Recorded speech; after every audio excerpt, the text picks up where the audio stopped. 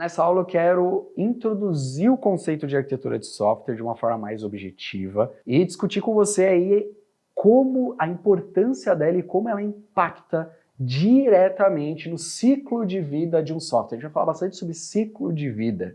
Se você estudou React aqui, você provavelmente ouviu falar do ciclo de vida de um componente.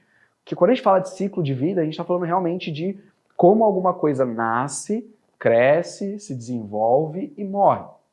Então esse ciclo de vida do software é muito importante. Todo software ele precisa ter uma vida longa. Inevitavelmente, talvez o código que você escreveu hoje ele morra algum dia, mas ele não vai morrer porque o software está morrendo, ou ele não deve morrer porque o software acabou. Ele deve morrer porque ele foi atualizado, ele cresceu, ele foi alterado, ou como a gente gosta de chamar aqui em desenvolvimento de software, ele foi refatorado. Então é muito importante que você tenha isso na sua cabeça, já falar bastante sobre esse ciclo, entender como a arquitetura influencia para que seu software tenha uma vida longa. Além disso, a gente vai explorar o papel de um arquiteto de software. Já falei um pouquinho no último vídeo, vamos entrar um pouquinho mais a fundo. E existe uma coisa que a gente vai falando durante esse curso, que são os trade-offs, ou o lado negativo, né? Os que você vai ter que abrir mão em detrimento de outras para que o seu software tenha uma boa arquitetura, fazem parte das decisões arquiteturais, e eu vou trazer para vocês um pouco de exemplos aí práticos para ajudar a consolidar tudo isso dentro da sua cabecinha pensante. Bom, então vamos lá. O que é arquitetura de software? Então, a arquitetura de software, na teoria, é o esqueleto do sistema. Tá? Ela define a estrutura e as interações entre seus principais componentes. Não estou falando do React, estou falando dos componentes de um software. Quais são os componentes de um software? Então, de forma macro, a gente tem o front-end, a UI, né, a User Interface, que é onde o usuário interage. A gente tem o back-end, que é o que a gente chama de aplicação, né, que fica dentro de um servidor, que é onde tem a regra de negócio, segurança, tudo que se você chegou aqui até a arquitetura, provavelmente você já tem essa base. E a gente tem, principalmente ali, o banco de dados, tudo isso dentro de uma estrutura de cloud. Hoje em dia, está tudo na cloud. Antigamente, quando eu comecei a programar, comecei a trabalhar com tecnologia há mais de 10 anos atrás, as empresas tinham servidores dentro do prédio. Então, eu estou aqui dentro de um prédio, né? E nessa sala, enfim, nesse escritório, tinha um lugarzinho, uma salinha com ar-condicionado ali no 10, sabe? Tipo, bem frio mesmo, com um rack, né? Vocês, talvez, se você é jovem, você nunca vai ver um rack na vida, mas é uma estrutura de metal onde tem os computadores encaixados, switch de rede, enfim. E ali os servidores ficavam em loco, ficavam nas empresas e disponibilizavam, né, acessando a internet, disponibilizavam ali um HTTP, enfim, um IP externo, público, onde outras pessoas conseguiam acessar. Qual que é o problema disso? A manutenção ela fica muito mais complexa, você precisa de profissionais para ter isso ali em loco, né? E as empresas grandes começaram a fornecer isso de forma na nuvem, né? O que é a nuvem? Nada mais é do que você acessar um computador de outro lugar. Então eu estou aqui e eu tenho um computador em casa. Eu tenho um acesso IP, ele está liberado o IP público lá, e eu tenho acesso a ele no meu computador aqui, onde eu estou nesse prédio. O que as empresas grandes fizeram? A Amazon, Google, Facebook, a Meta, enfim, grandes empresas aí fizeram, a Microsoft, elas criaram grandes data centers. O que são data centers? São centros de dados, nada mais do que um grande espaço, um grande galpão com muitos computadores, e aí eles vendem esse serviço. Mas os computadores existem, eles são físicos e estão em algum lugar. Então isso é um componente dentro de arquitetura, dentro de um software. Então a arquitetura de software vai falar também, não só o esqueleto desse sistema, não só a estrutura, mas a interação entre isso, como isso se comunica. Então existem várias formas de comunicação, existem várias formas de organizar cada componente. Eu vou deixar todos juntos, eu vou separar a aplicação em vários pedaços, eu vou separar o front-end de vários pedaços. A gente vai falar sobre tudo isso. Em outras palavras, gente, a arquitetura atua como um plano de construção para um sistema.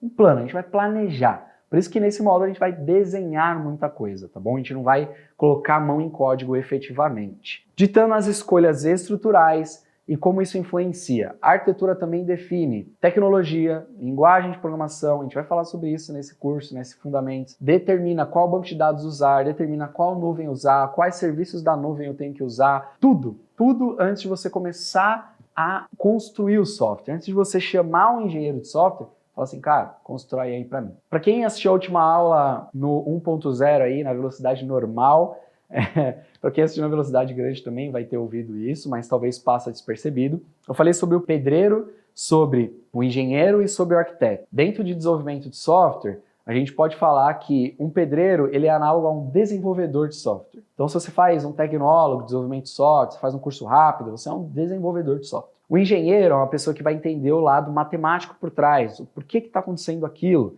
Então, você vai fazer uma faculdade de engenharia de software, uma coisa mais aprofundada. E o arquiteto é um nível a mais. Então, o arquiteto de software, podemos trazer uma analogia para a vida acadêmica, que o arquiteto ele fez uma pós-graduação, ele fez uma especialização, ele é um cara mais avançado, uma pessoa mais avançada dentro do assunto de desenvolvimento de software, tá bom? Essa analogia é importante para você entender que a gente está aqui na arquitetura, e é por isso que a gente não vai efetivamente escrever código. Está longe, o arquiteto normalmente no dia a dia ele está longe da escrita de código. Dificilmente ele escreve código, tá bom? Então, ele pode acontecer, depende do tamanho da empresa, mas por via de regra, dificilmente ele escreve código. Então vamos lá, vamos para uma definição formal do que é arquitetura de software? Então, a arquitetura de software é um conjunto de decisões e diretrizes que definem como o sistema será organizado em termos de componentes e suas interações, restrições e atributos de qualidade como desempenho, segurança e manutenibilidade. Essa palavra é difícil. Manutenibilidade, tá bom? Então, literalmente é como o seu software vai ser fácil de ter manutenção ou não. E quando a gente fala de manutenção, é muito importante que você não está escrevendo um código para uma máquina. Você está escrevendo um código para outro desenvolvedor ler. Eu vi uma frase esses dias no LinkedIn que eu achei muito engraçada, até repostei. Se você quiser se conectar comigo na primeira aula lá, tem o meu site, vai lá, se conecta comigo no LinkedIn para a gente conseguir trocar uma ideia, né? Se você me conheceu por esse curso, vai lá e fala, pô, Tiagão, te vi lá no curso da DNC, manda uma mensagem, se conecta comigo, vou ficar muito feliz de conversar com você. Mas é importante que você saiba que essa frase é o quê? O que tinha nessa frase que é muito engraçado? O cara falou assim, eu esqueci o nome do cara, mas é um gringo. Ele fala, escreva código como se o outro desenvolvedor que fosse ler literalmente tivesse problemas psicológicos e soubesse onde você mora, tá bom? Então, escreva código como se alguém que fosse ler fosse atrás de você para tirar satisfação daquilo que você escreveu. Isso vai te ajudar muito a escrever um código limpo, um código legível para que qualquer um entenda. Bora lá. Então, qual que é a importância da arquitetura? Base para o desenvolvimento. Então, uma boa arquitetura garante que o sistema possa crescer, isso é muito importante, se adaptar a novas tecnologias e atender, né, as demandas dos usuários com o passar do tempo. O arquiteto vai pensar em como o morador daquela casa vai se sentir com aquela parede rosa que ele pediu para pintar daqui 10 anos. O arquiteto vai lá e vai falar assim, ó, parede rosa, parede verde fluorescente, talvez você se arrependa disso, tá bom? Então isso é muito importante. Facilidade de manutenção e evolução, então o sistema mal arquitetado ele tende, né, a se tornar difícil de manter depois. É um software aí que a empresa vai contratar milhares de especialistas, até consultores externos, e não vai dar jeito nesse sistema. Ele virou ali um dinossauro que precisa ser extinto. Redução de riscos. Então, decisões arquiteturais adequadas podem mitigar riscos futuros, não acabar com eles. Software é uma caixinha de surpresa, mas ela pode diminuir. Como problema de escalabilidade, falha de segurança e por aí vai. Beleza? Qual que é o papel do arquiteto de software, então, galera? O arquiteto de software ele precisa tomar decisões estratégicas, definir quais frameworks, linguagens e tecnologias serão utilizados de forma estratégica, sem viés, sem a linguagem que eu gosto, a tecnologia que eu gosto. Não. Você tem 50 pessoas no seu time, 30 delas trabalham com Node, 20 trabalham com Java. Qual linguagem você tem que escolher? Qual tecnologia você tem que escolher? O arquiteto é responsável por isso. Equilibrar requisitos funcionais e não funcionais. Você deve ter visto isso ao decorrer dos estudos de tecnologia, de programação, sem requisitos que são da funcionalidade, e existem outros requisitos que não são da funcionalidade. Então, ele precisa definir como o sistema atenderá exigências como desempenho, segurança e a fácil manutenção. Comunicar a visão arquitetural. Então, o arquiteto de software percebeu que na escadinha de uma pessoa desenvolvedora, o arquiteto está lá no topo. É uma pessoa que já tem ali, talvez, mais tempo de experiência, já escreveu muito código, já pensou muito em código, e ela tem know-how, ela tem experiência para falar. Com a minha experiência, se ir por esse caminho, vai dar ruim. E além de falar isso, ele precisa saber se comunicar, porque também a arquitetura está num nível mais gerencial dentro da cadeia de desenvolvimento. É uma pessoa mais especialista. Então ela precisa ter essa visão e ela precisa se comunicar. E ela precisa se comunicar de forma assertiva. Aí a gente também parte um pouco para soft skill aí. E resolver problemas complexos, tá? Um arquiteto, ele tem que ser a pessoa que vai ser chamada quando ninguém mais consegue resolver alguma coisa. Trade-offs arquiteturais. Então, uma das principais responsabilidades ao projetar, né, a arquitetura de um sistema é lidar com trade-offs. Né? Esses são compromissos aí inevitáveis que precisam ser feitos para alcançar um equilíbrio entre diferentes qualidades e restrições do sistema. Então, exemplo de trade-off: desempenho versus segurança. Então, aumentar muito a segurança de um software, como criptografar todas as transições, prejudica o desempenho. O desempenho vai ser afetado. Você vai que ter mais processamento de máquina para tirar a criptografia daquele dado para conseguir ler. Então, qual que é a escolha? Eu vou criptografar algumas coisas, outras eu não tenho necessidade. E aí a gente se apoia em questões jurídicas, como LGPD, né, a Lei de Proteção Geral, a Lei Geral de Proteção de Dados. A gente se apoia também nos termos de compromisso do meu usuário, né, que o meu usuário assinou, mesmo sem ler, que foi construído ali pela parte jurídica, para eu tomar essa decisão. Manutenabilidade versus complexidade. Então, eu criar uma arquitetura muito modular, que eu separo muito as coisas, pode facilitar a manutenção, mas também aumenta a complexidade, né? E aí torna o sistema difícil de se compreender. Isso é muito importante. Toda hora vai chegar alguém novo na sua empresa. O arquiteto tem que pensar nisso também. Como essa pessoa que está chegando vai entender o meu sistema? Escalabilidade versus custo. Essa é o que mais dói e é só isso praticamente que o nível estratégico pensa. Cara, eu quero que meu sistema cresça de forma barata. Como eu tenho que fazer isso? É uma decisão do arquiteto também e a gente vai falando sobre isso no decorrer. Então, ao fazer essas escolhas, gente, o arquiteto deve sempre considerar o contexto do projeto e o impacto dessas decisões ao longo prazo. Cada sistema tem suas próprias demandas. O que é ideal para um pode não ser ideal para o outro. Beleza? Bom, nessa aula eu falei bastante. Eu espero que você tenha entendido esse conteúdo. Faça anotações. Isso é muito importante. Pode ser no computador. Eu gosto mais de escrito. Não é que eu gosto. A neurociência diz que quando você escreve alguma coisa, o seu cérebro processa 2 vezes aquela informação. Então, tudo isso que eu falei aqui, tenta escrever os principais tópicos. Papel e caneta mesmo. Pega aí na sua casa, com certeza tem papel e caneta, né, como faziam os neandertais aí, mas é muito importante para o seu cérebro entender. Como eu já falei muito, como eu já dei muita informação, na próxima aula a gente vai falar sobre tipos de arquitetura de software.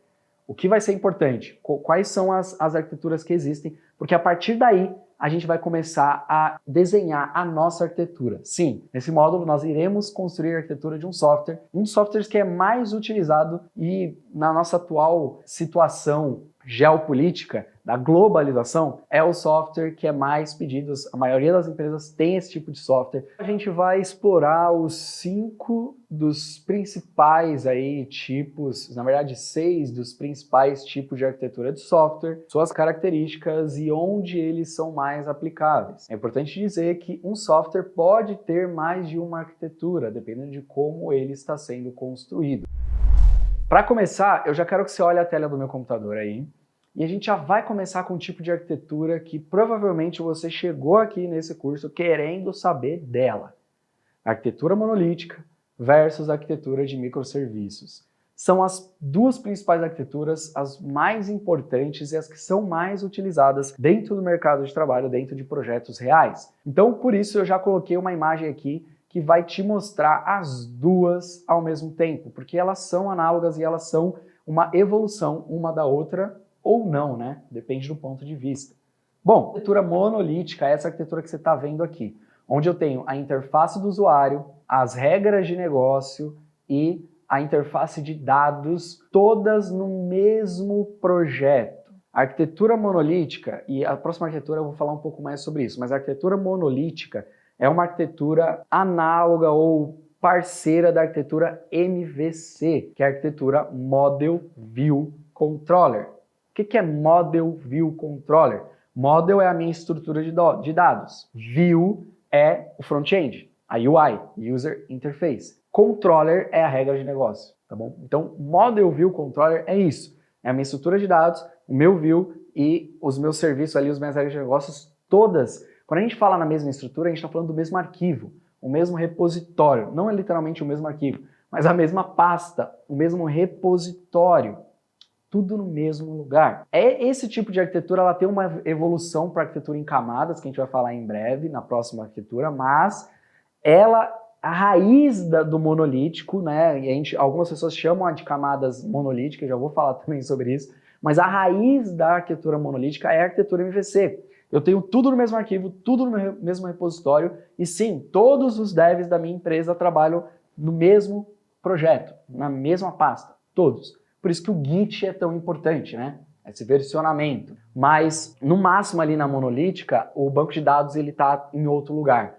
Mas o acesso a ele continua dentro da arquitetura. Em paralelo, né, ao inverso da arquitetura monolítica, a gente tem a arquitetura de microserviços, que é desmembrar esses itens, mas não desmembrar front, back, banco. Não.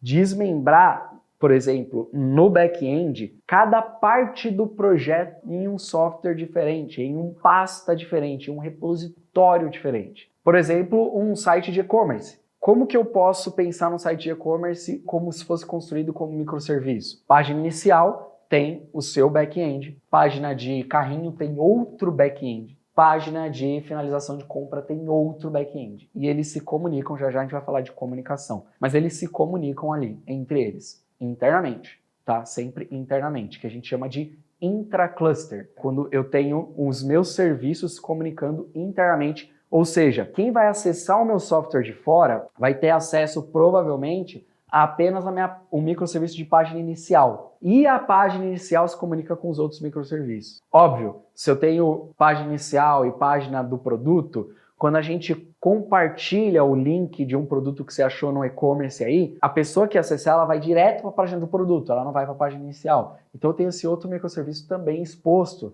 tá bom? E aí, enfim, toda essa arquitetura ela é construída para isso. Mas a diferença básica entre os dois é isso, tá, gente? Pode separar, e eu falei só do back-end, mas no microserviço, cada back-end tem um banco de dados diferente. E aí é que entra, voltando um pouco lá para o que você aprendeu, seja aqui na DNC, em qualquer lugar, sobre banco de dados. Eu uso no banco de dados um UUID, que é um conjunto de string alfanumérico, ou eu uso um integer, que é um número, dado 1, 2, como ID, né? Como identificador único. 1, 2, 3, 4, 5. O que é melhor para performance? O identificador integer. Porque um integer, na hora que você vai varrer o banco de dados, ele é muito mais rápido você varrer com inteiro do que com uma string. Tem que varrer a string ali para validar se ela tem a unicidade correta. Então qual que eu uso? Putz, a gente está falando de monolito, tudo no mesmo lugar, mesmo banco de dados, integer com certeza. Quando a gente está falando de microserviço, eu tenho vários bancos de dados, eu não posso usar integer, porque o início de todos os meus bancos de dados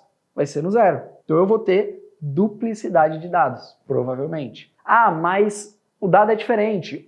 Esse banco de dados é de cadastro de usuário, esse outro banco de dados é de cadastro de produto. Tá bom? Se eu procurar por ID, eu vou ter o mesmo ID para dois dados diferentes. Isso é o problema, eu tenho dois dados diferentes com o mesmo ID. Então o que eu utilizo quando eu tenho um microserviço? UUID. Ah, mas vai prejudicar a performance de escolhas arquiteturais. Beleza?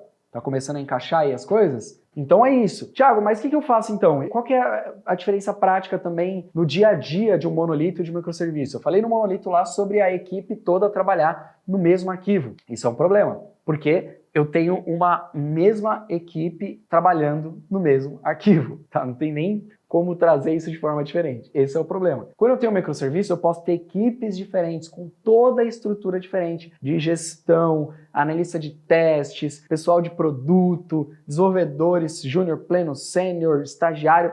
Eu tenho toda uma estrutura para cada parte do meu sistema. Cada parte do meu sistema evolui de forma independente. Cada parte do meu sistema no microserviço tem uma manutenção independente, isso é muito importante. Eu não preciso, se der problema em alguma parte do meu sistema, como por exemplo na página de pagamento, eu não preciso parar o meu sistema inteiro para resolver aquele problema. Eu paro só a parte de pagamento. Quando eu tenho bugs, quando eu tenho problemas, quem o pessoal do suporte vai direcionar isso? Quando eu tenho um monolito, vira uma grande batata quente, né? Ah, não é meu, é seu, é meu, não é seu. Quando eu tenho um microserviço, não. Qualquer equipe de pagamento online, qualquer equipe de página inicial, que a gente chama normalmente de showcase, qualquer equipe de prateleira, que são os produtos que aparecem ali, as linhas, que aí você vai ter em vários e-commerce, você vai ter prateleira de roupa, prateleira ali de tênis. Qualquer equipe que faz isso, manda o problema para ela direto. E a equipe que já tem não só a responsabilidade de resolver, ela tem a expertise para resolver aquele problema, tá? Então, o microserviço para a relação de equipe é o melhor cenário, é o melhor cenário. Porém,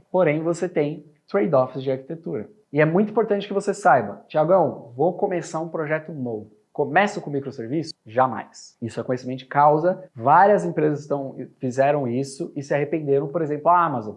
A Amazon recentemente mudou a Amazon Prime, né, o Prime Video, mudou a estrutura de arquitetura do Prime Video de microserviço para monolito, porque o microserviço estava com muita complexidade. E esse é um problema do microserviço. Ele tem tantas camadas, tantas coisas separadas que fica complexo demais. A manutenção, a facilidade de manutenção diminui. Entendeu? Pô, Thiago, agora você colocou a gente numa saia justa, cara. O que eu escolho? Você vai precisar ter experiência e entender todo o contexto de negócio para tomar suas decisões. O que eu tô te dando aqui são armas ali, são munições, na verdade, né? Quem vai dar o tiro é você. Bom, então essas são as duas principais arquiteturas que existem. E eu falei que a próxima a gente ia falar sobre a de camadas, né? Então, aqui na Monolito parece que a gente tem camadas, né? User Interface, Business Layer, Data Interface.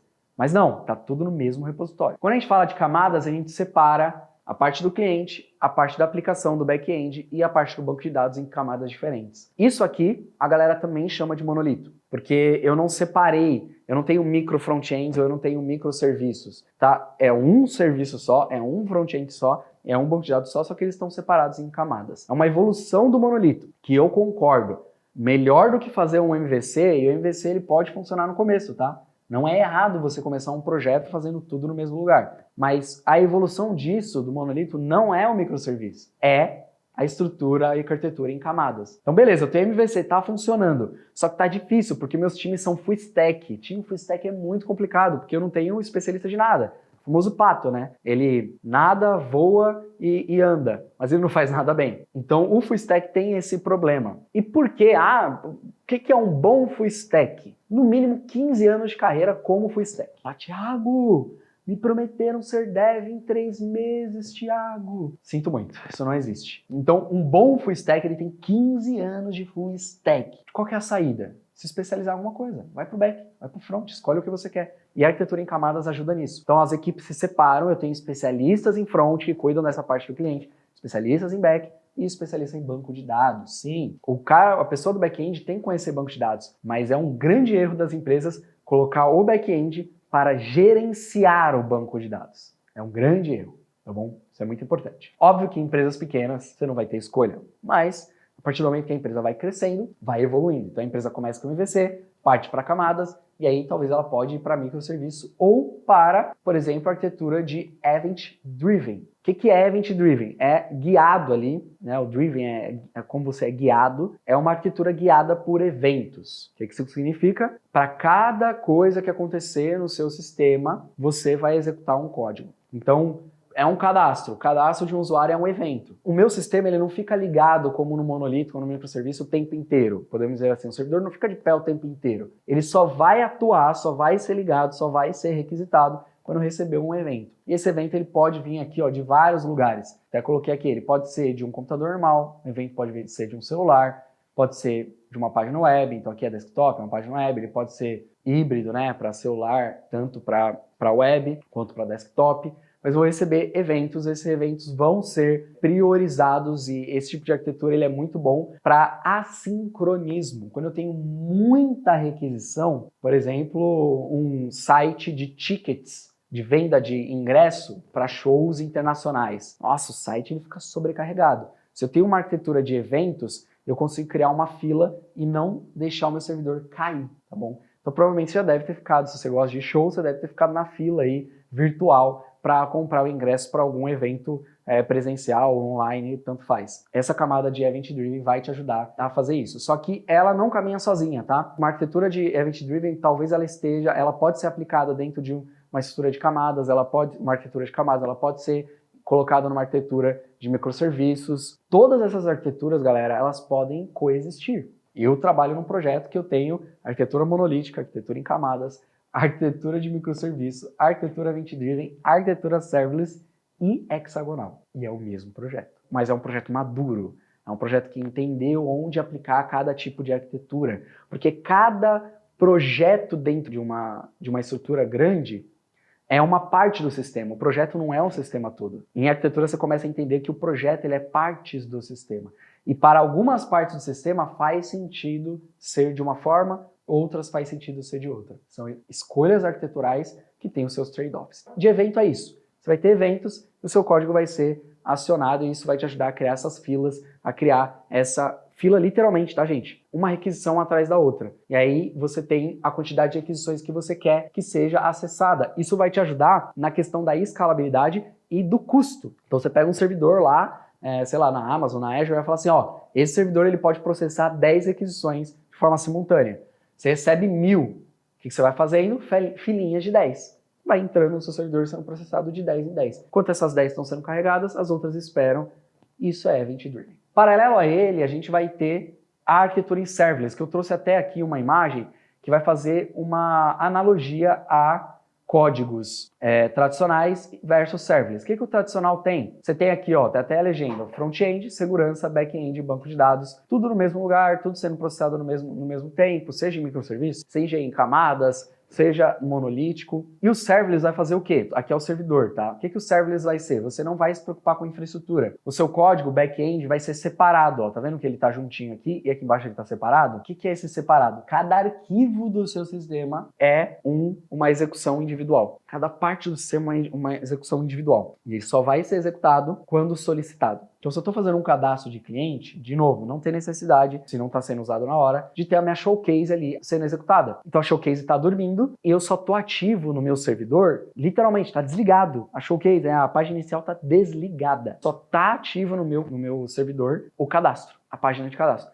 Página front, back, banco, tudo. Só isso. Está habilitado. Então, o serverless é a gente utilizar os recursos de nuvem, os recursos de servidor, sob demanda. Isso facilita muito na questão de custo e escalabilidade, porque todo servidor serverless escala de forma automática, mas também tem os seus trade-offs, porque o ciclo de vida de um serverless pode prejudicar a velocidade da sua aplicação, porque quando uma máquina serverless é ligada, ela demora um tempo para carregar todos os arquivos, porque literalmente ela é ligada, você fez uma requisição, você clicou lá no botão cadastrar, envia um comando lá para o seu servidor serverless, que vai iniciar toda a parte de cadastro. Então, tem esse trade-off aí de velocidade, desempenho que pode ser prejudicado eventualmente, tá bom? O serverless, depois que você terminou o cadastro, aquela máquina, ela morre. O que isso ajuda? Eu não tenho um custo contínuo de servidor, de uso de máquina.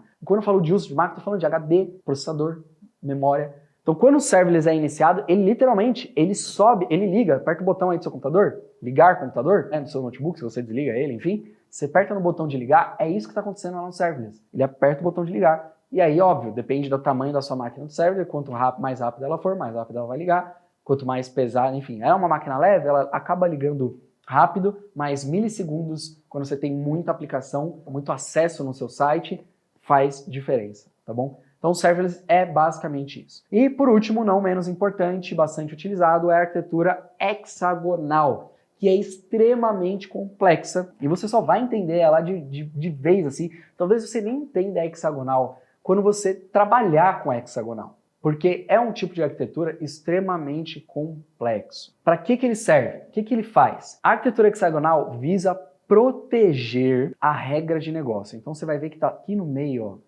Business Logic, a lógica de negócio, a regra de negócio fica protegida. Como assim protegida? Ela é uma só do começo ao fim. Meu site é um site de venda de bebidas. Só maiores de 18 anos podem acessar. Isso não pode mudar nunca.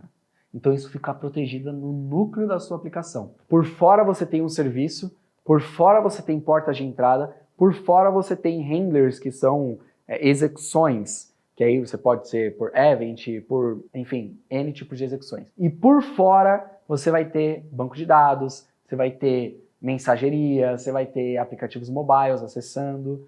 Então essa arquitetura é uma arquitetura que é aquela arquitetura cebola, né? Que você tem lá no meio que realmente importa e as outras camadas em volta disso. Então, numa arquitetura hexagonal, tudo é pensado em volta da regra de negócio e ela fica lá dentro protegida. E quando eu falo protegido, para você que fez o nosso curso, a gente falou sobre Solid. E dentro de Solid, a gente tem algumas características do Solid, como os princípios de responsabilidade única, os princípios de imutabilidade. Esses princípios visam atender a uma arquitetura hexagonal, onde a gente tem, para quem fez, viu que a gente tem aquela nossa camada de contrato. Lembra aquela camada de contrato?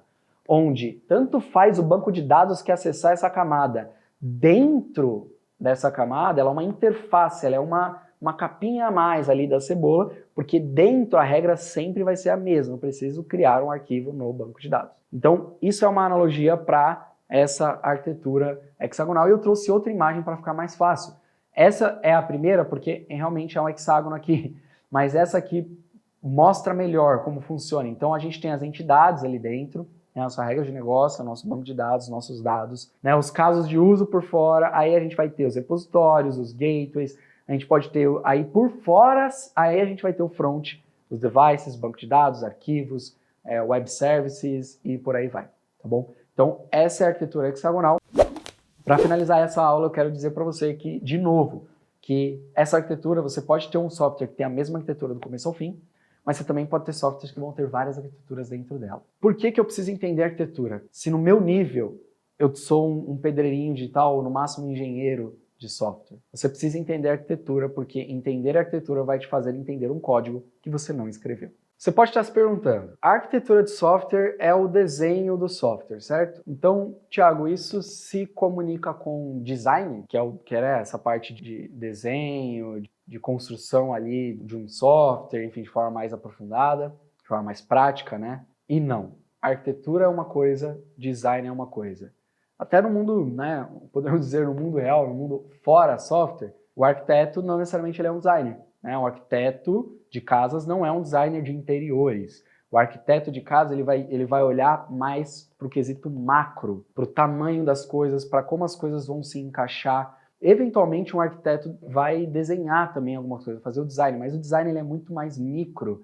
Qual é a planta que eu vou colocar na minha sala, qual que é a madeira que eu vou utilizar. Isso entra mais no quesito design de interiores. Como eu vou organizar, qual é a posição dos quadros, como os quadros vão ficar distribuídos, como os meus itens ali de mesa de centro da sala vão estar, qual é a ordem para harmonizar. Então, dentro de software, a analogia é a mesma. A arquitetura de software, ela é a visão macro de um software. Design de software é a visão micro. Então, o que é design de software de forma mais aprofundada? É um processo de detalhamento e refinamento da arquitetura que foi feita. Traduzindo essas decisões, inclusive o design de software ele desce para a camada de engenharia de software. Então o engenheiro de software participa também ali do design desse software junto com o arquiteto, porque o engenheiro de software está mais próximo do código. Então o engenheiro de software vai entender melhor os trade-offs, vai entender melhor as escolhas e também ajudar a melhorar essa arquitetura. Bom, ele consegue traduzir essas decisões arquiteturais, né, para um plano de implementação. Enquanto a arquitetura ela vai lidar ali com as decisões de alto nível, o designer se concentra nos detalhes de implementação, como a organização das classes, os métodos, módulos, lógica interna dos componentes. O que o design de software vai abordar? Estrutura interna, então como um módulo, classe ou um componente será construído e como os dados vão ser manipulados. Padrões de design, então como eu aplico soluções reutilizáveis para alguns problemas comuns, como um padrão de Singleton ou Factory ou Strategy, entre outros padrões de projeto, o famoso Domain Driven Design, né? Qual o padrão que eu vou utilizar aqui dentro, e interações de baixo nível, então como os objetos interagem dentro de um módulo, quais métodos serão implementados, e quando eu estou falando isso, estou falando de literalmente. Eu vou utilizar orientação a objetos, qual paradigma de programação eu vou utilizar, se eu vou utilizar orientação funcional, qual linguagem e por aí vai. Você falou, Thiago, que a arquitetura toma essas decisões de qual linguagem e tecnologia vai ser utilizada. Também. Então, a arquitetura vai decidir a linguagem e o design do software, que vai ser feito ali em conjunto com o engenheiro de software, o arquiteto, vai decidir como aplicar essa linguagem. Por exemplo, a linguagem TypeScript, JavaScript, ela pode ser orientada a objeto, mas ela também pode ser funcional. Então, qual que eu vou utilizar? Qual paradigma dentro dessa linguagem que é multiparadigma? E por aí vai. Beleza? Qual a diferença, então, entre arquitetura e design? Embora muitas vezes eles são confundidos, arquitetura e design de software são dois conceitos distintos, cada um com seu papel específico, como eu já disse até agora. A arquitetura de software, galera, ela vai ter um escopo mais macro, foca nas grandes decisões, escolhas de tecnologia, camadas principais, visão sistêmica, define os principais componentes do sistema e como eles interagem, né, de forma escalável, de forma segura, de forma eficiente. O objetivo, a arquitetura garante que o sistema atenda aos requisitos do negócio. E aí a gente já pode fazer esse match com o negócio aqui, que eu já trouxe lá nas primeiras aulas. Ele está mais próximo ali da pessoa que é a dona do produto, que pode ser um profissional, que é o PM, né, sei lá, o Product Manager, ou ele pode ser literalmente, talvez para empresas pequenas, o seu investidor, o seu público-alvo. O arquiteto está mais próximo ali dessa pessoa.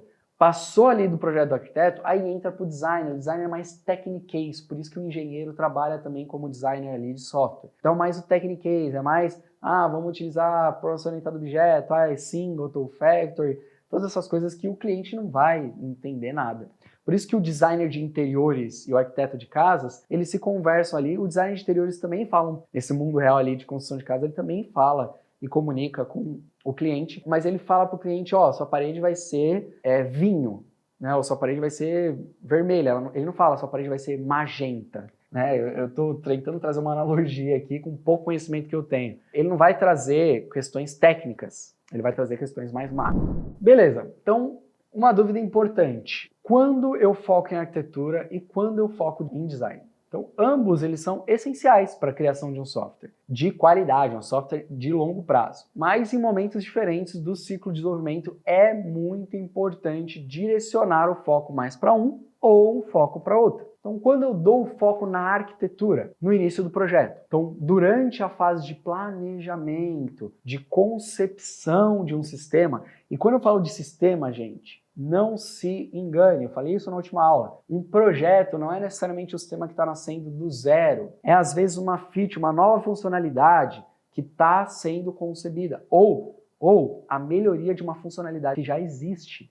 O desenvolvimento da arquitetura, ela é também para features, para coisas novas que vão entrar em um projeto que já existe. E aí é que se toma talvez a direção de uma arquitetura diferente da que já existe. Então, eu estou aqui, microserviço. Pô, para essa nova aplicação, para esse novo item na aplicação, faz mais sentido o monolito. E aí, bora para o monolito. Então, quando eu falo de fase inicial de um projeto, não é necessariamente de uma startup que está nascendo, mas pode ser de um projeto gigantesco que já existe. Então, o foco principal, né, nesse momento, deve ser na arquitetura. Então, decisões, né, como a escolha de infraestrutura, que eu acabei de falar aqui, padrões, se vai ser monolito, microserviço, enfim, organização e por aí vai. A gente foca na arquitetura também quando a gente quer um impacto de longo prazo. Então, eu quero que a minha startup tenha uma vida útil de 100 anos, ou eu quero que essa nova funcionalidade vá para muito tempo. Então a arquitetura ela define aí as fundações que podem sustentar e comprometer a evolução do sistema ao longo do prazo. E quando eu foco no design?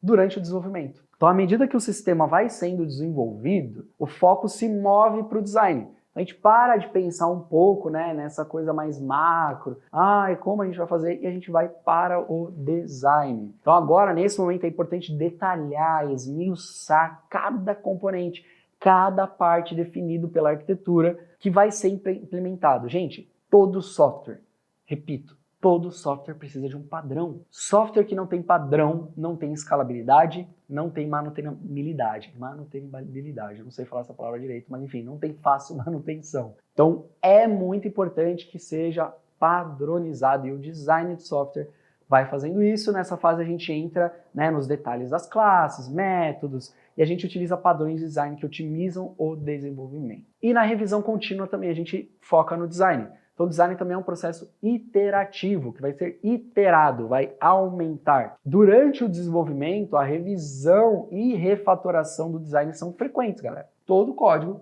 todo design pode ser refatorado. Então, putz, comecei aqui com orientação objeto e tal. No meio do projeto eu percebi que para esse componente de orientação objeto é over-engineer.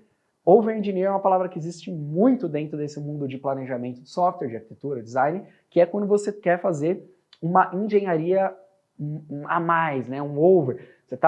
Você quer construir uma casa e você faz uma fundação de prédio. Não tem necessidade. Over-engineer. Então, o design ajuda a mitigar esse problema de over-engineer, que no futuro vai virar uma bola de neve. Seu sistema vai crescer de forma complexa e ninguém mais vai conseguir dar manutenção nesse sistema. Qual é o impacto, então, de arquitetura e design no ciclo de vida de um desenvolvimento? Tá? Então, as decisões arquiteturais, as decisões de design, elas têm um impacto direto no processo de um projeto, afetando fatores como, por exemplo, a capacidade de manutenção, e eu estou batendo muito nessa tecla porque isso é muito importante.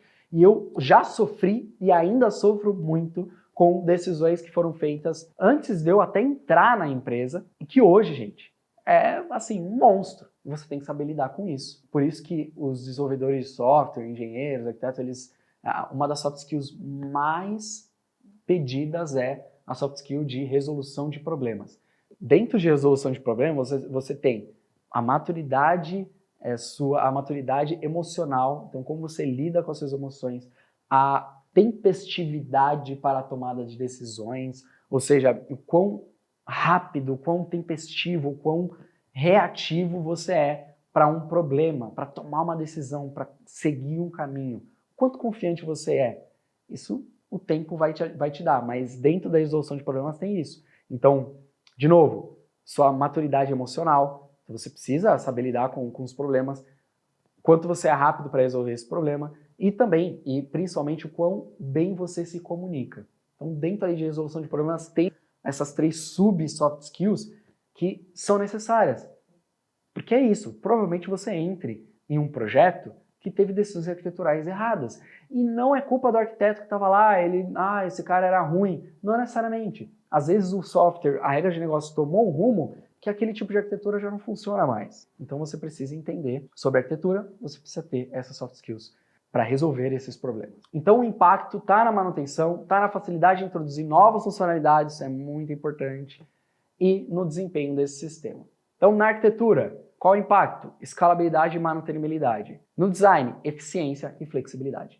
São os 2 principais itens que são importantes, que impactam, né, a arquitetura e o design dentro da nossa aplicação. Quando a gente fala de eficiência, a gente está falando de um código que é eficiente, que funciona e é simples. A eficiência, ela é muito além do funcionar. Ele é eficiente, ele não só funciona, ele também é simples, ele é contido, ele não tem ali, né, a complexidade é baixa e por aí vai. E a flexibilidade é isso, o quanto ele consegue mudar ao decorrer do tempo. Vamos para exemplos práticos, então, de design e arquitetura. Então, por exemplo, o sistema de um e-commerce, né, para arquitetura. A arquitetura de um e-commerce pode definir a separação ali entre front-end e back-end, a comunicação entre os módulos de pagamento, inventário e o carrinho de compras. Inventário ali é o estoque, né, enfim, o catálogo que você tem de produtos.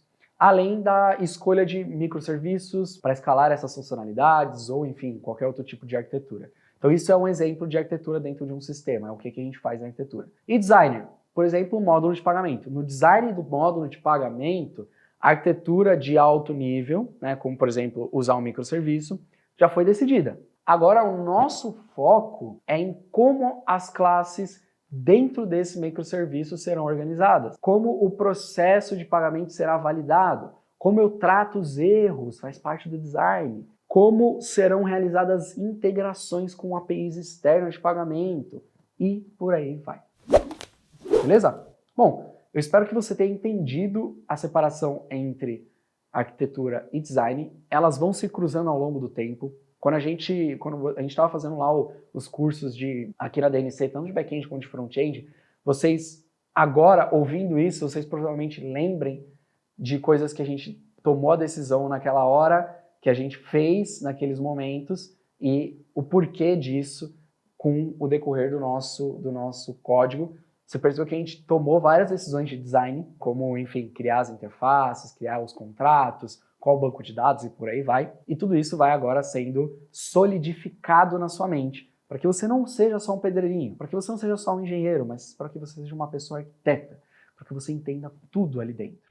Você acabou de assistir um corte de uma das aulas gravadas de uma das nossas profissões, que são basicamente programas educacionais que são montados para te auxiliar no seu processo de transição de carreira. A gente tem cursos aí com mais de 20 matérias e cada matéria tem o seu encontro ao vivo e o seu tema. Então, além desse conteúdo que você está assistindo hoje, existem muitas palestras, rodas de conversa, projetos práticos utilizando as ferramentas como uma mão na massa para você ter um portfólio que te enriquece em processos seletivos e nesse processo de migração de carreira. E se você se interessar em querer ter a DNC como uma propulsora do seu objetivo profissional, clica aqui no link que está aparecendo ou no chat ou na descrição desse vídeo para você conhecer mais sobre as nossas profissões, que são programas que acontecem aí de 6 até 12 meses, com mais de 200 horas de carga horária, projeto prático com empresas que são parceiras da DNC e levantam problemas reais para você desenvolver, além de semanalmente vários encontros como esse, conteúdos que são atualizados diariamente com novas ferramentas, novos frameworks.